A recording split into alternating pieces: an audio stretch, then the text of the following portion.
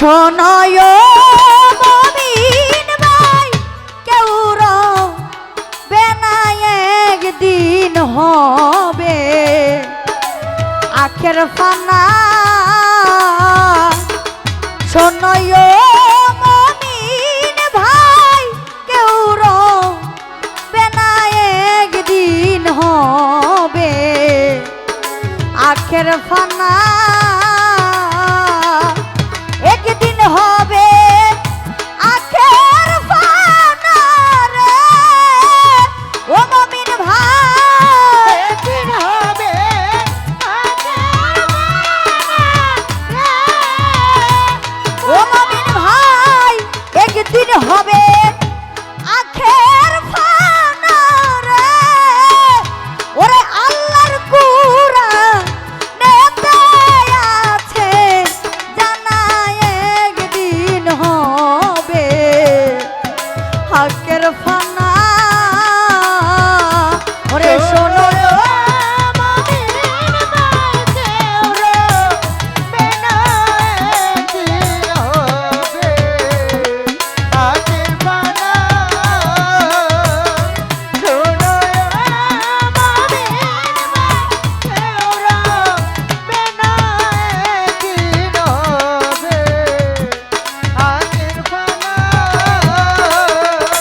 ওরে তোমরা রোজা রাখো নামাজ পড়ো নবীর দুরূদ ভুইলো না ওরে তোমরা রোজা রাখো নামাজ পড়ো নবীর দুরূদ ভুইলো না ওরে তোমরা রোজা রাখো নামাজ পড়ো ভাইরে নবীর দুরূদ ভুইলো না ভাইরে নবী বিনে রোজা হাসরে রে ও মুমিন ভাই নবী বিনে রোজা হাসরে রে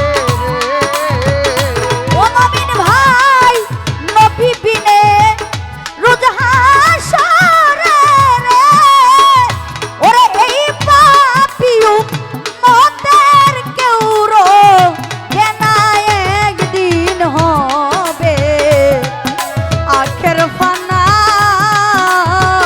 ও শুনো মুমিন ভাই কেউ রবে না একদিন হবে আখের ফানা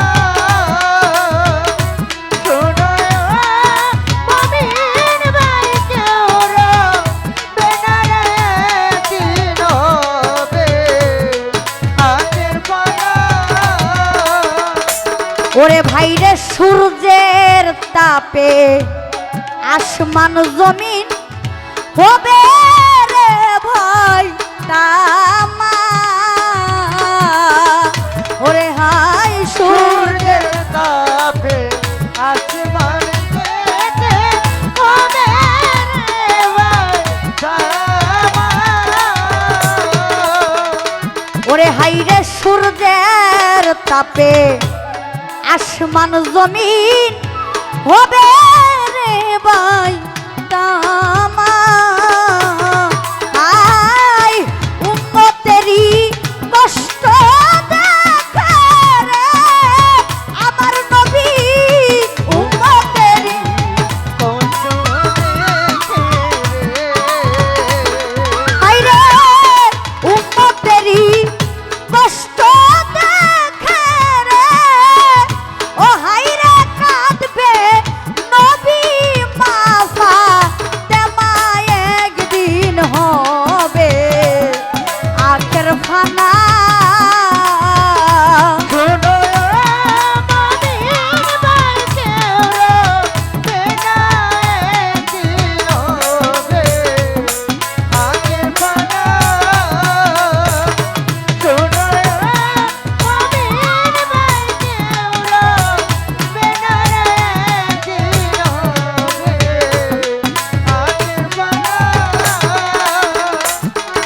হাইরে মা ফাতেমা কেঁদে বলবে ও গো আমার রব্বানা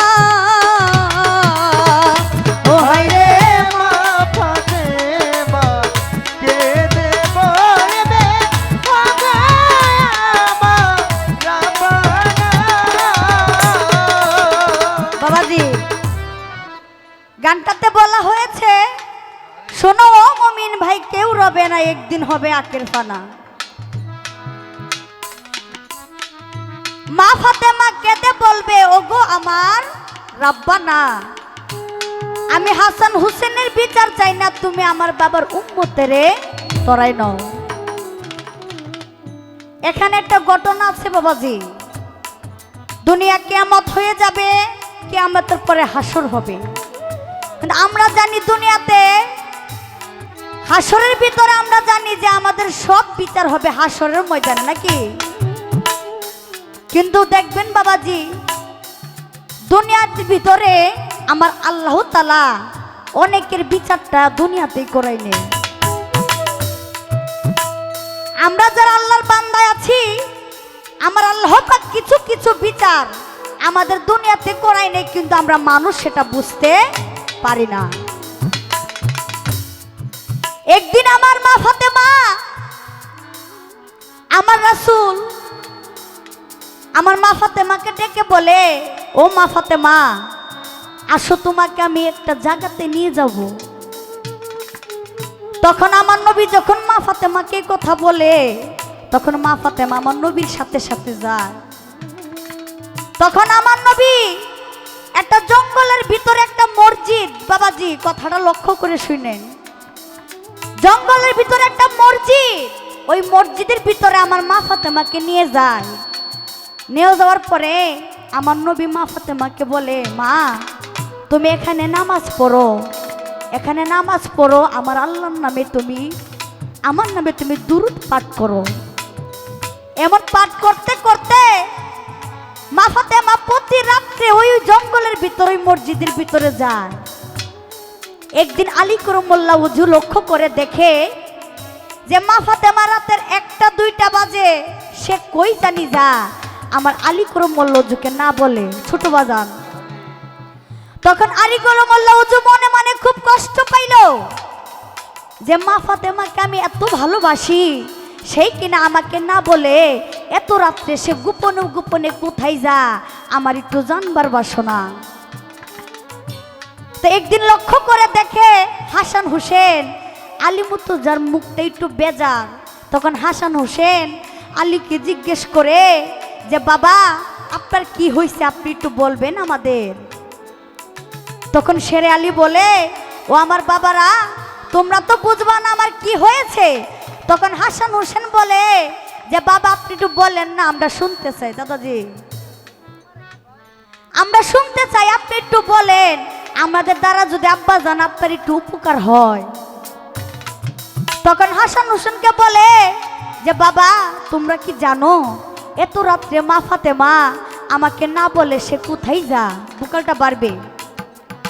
তখন হাসান হোসেন বলে যে আব্বা জান আমরা দুইজন জানি আমার আম্মা জান কোথায় যা কিন্তু আপনার কাছে একটা শর্ত আছে আপনি কিন্তু কোনোদিন মাকে বলতে পারবেন না।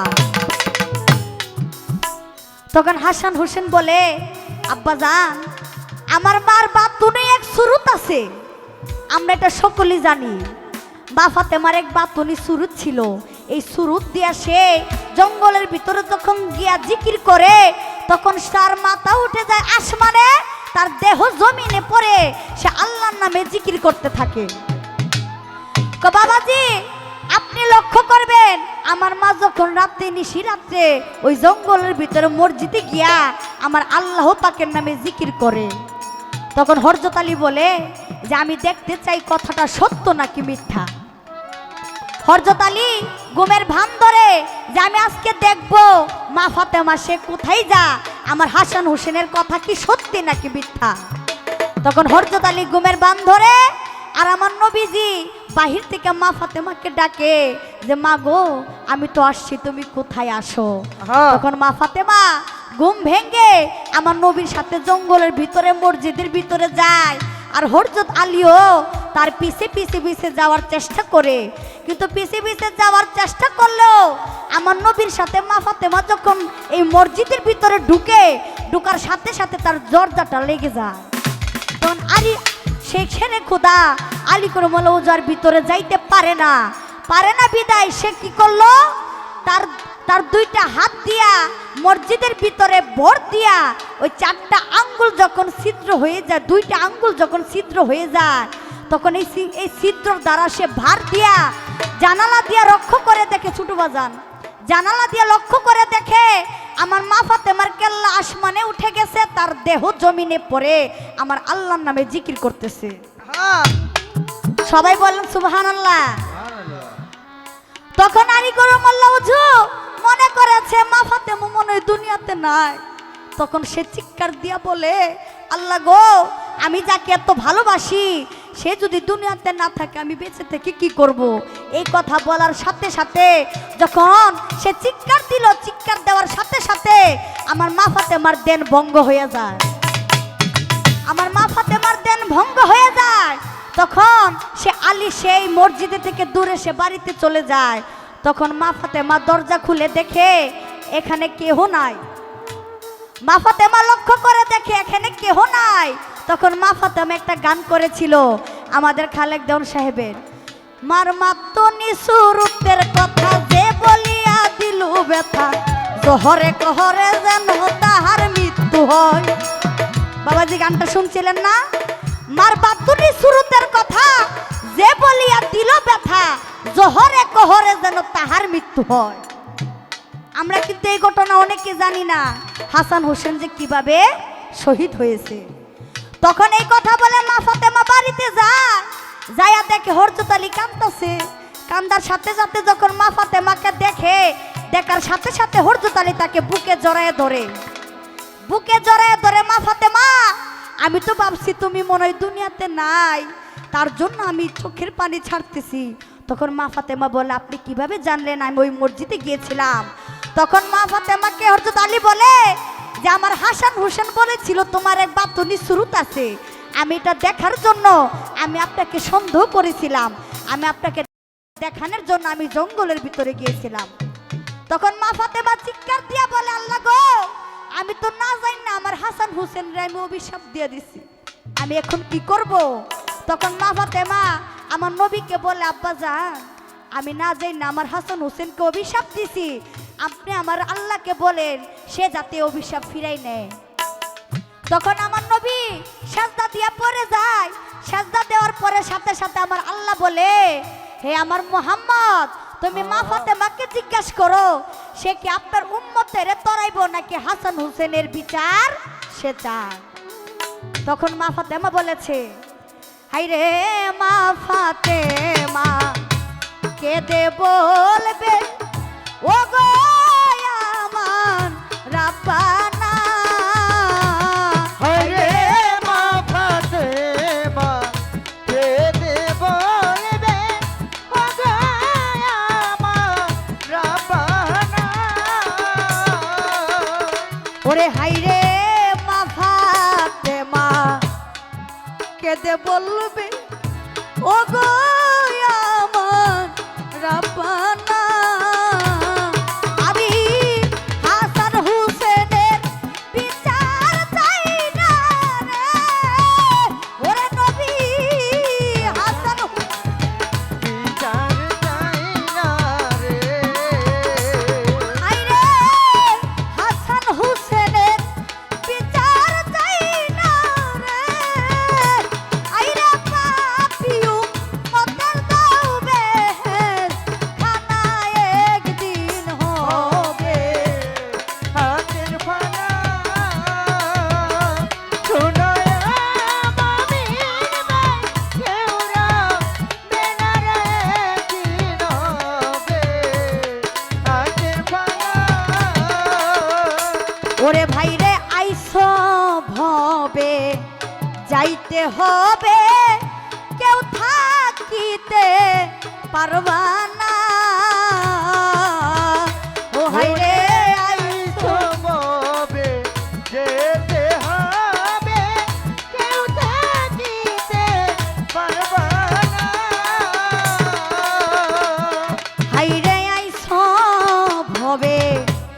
যাইতে হবে, কেউ থাকিতে পারবা না। আইরে আকাশেরই কর্মের দোষেরে, ওরে কবি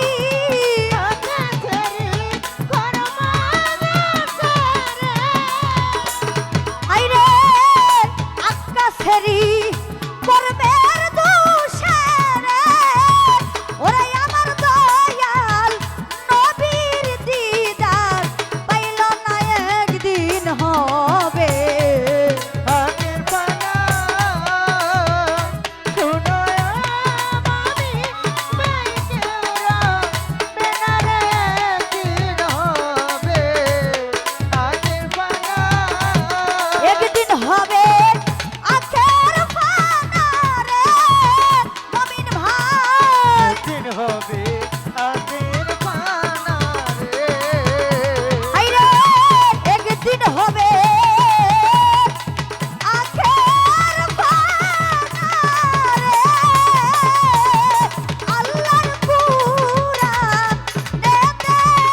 আছে জানা একদিন হবে।